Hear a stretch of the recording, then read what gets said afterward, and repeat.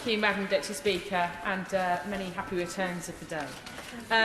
It's an honour to follow my honourable friend from Hull, Western Hessel, who made an excellent speech just then. And I'm very pleased to be able to speak on this topic today. Good governance and public trust are reliant on prudent public spending.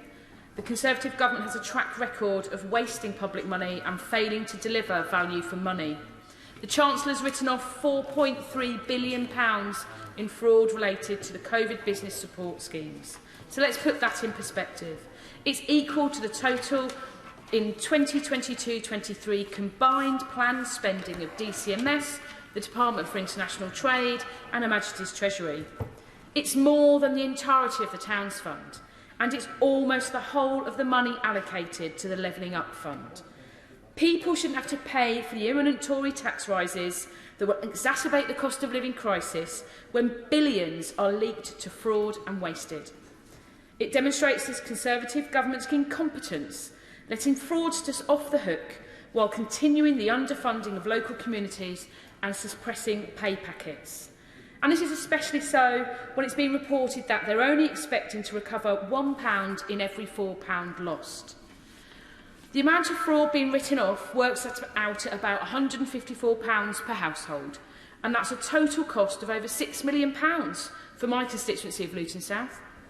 I'm sure my hard-working constituents would rather see it invested in our community or have it in their pockets to spend in our local shops to drive our local economy.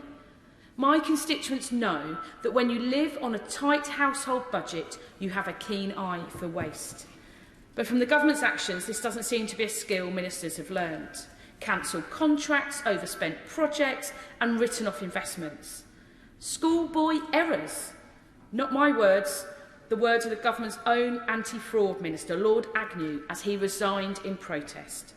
So is the Treasury frontbench embarrassed of what Lord Agnew talked of, a combination of arrogance, indolence and ignorance in the government's decision-making that's led to an estimated total fraud loss across government of £29 billion a year? It's just shameful. And the government's reckless waste isn't just related to fraud. It cuts right across other areas of public spending. £13 billion of wasted defence procurement over the last decade. £2.8 billion worth of PPE that was ultimately useless. £17 billion to rectify the Treasury's discriminatory public sector pension reforms. £550 million wasted by the Ministry of Justice over the past decade. This Conservative administration cannot be trusted. Don't just take it from me and members from this side of the House. Take it from independent, trusted organisations. So I quote, "Indifference and negligence at the heart of government," from RUSI, the world's oldest and UK's leading defence and security think tank. The Bounce Back Loan Scheme was vulnerable to abuse by individuals and organised crime, from British Business Bank. Counter-fraud activity was implemented too slowly to prevent fraud effectively, from the National Audit Office. No government should play fast and loose with public money, and the Tories' appalling record on public spending must end.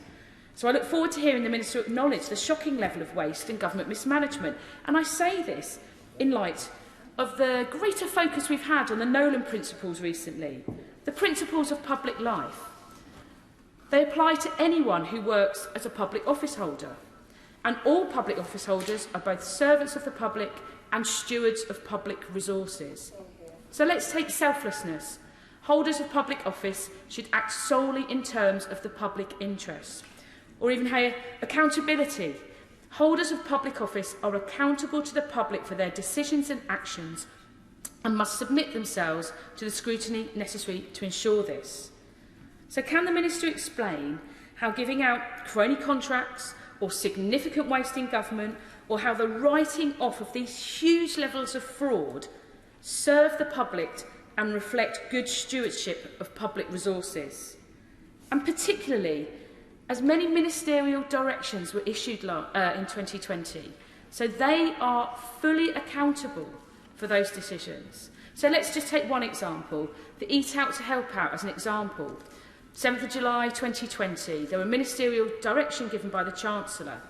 Even though the Permanent Secretary and the Chief Executive Officer of HMRC, who was the Principal Accounting Officer and needs to make decisions that are appropriate and consistent with managing public money, talked of uncertainty and said there are particular value for money risks surrounding the level of potential losses that could arise.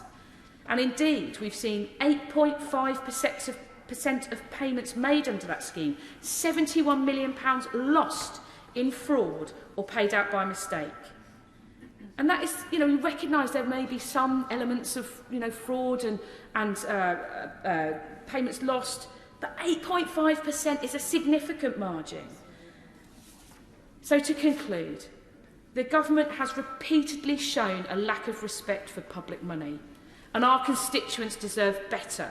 They deserve a government that plays by the rules and values every penny of public money.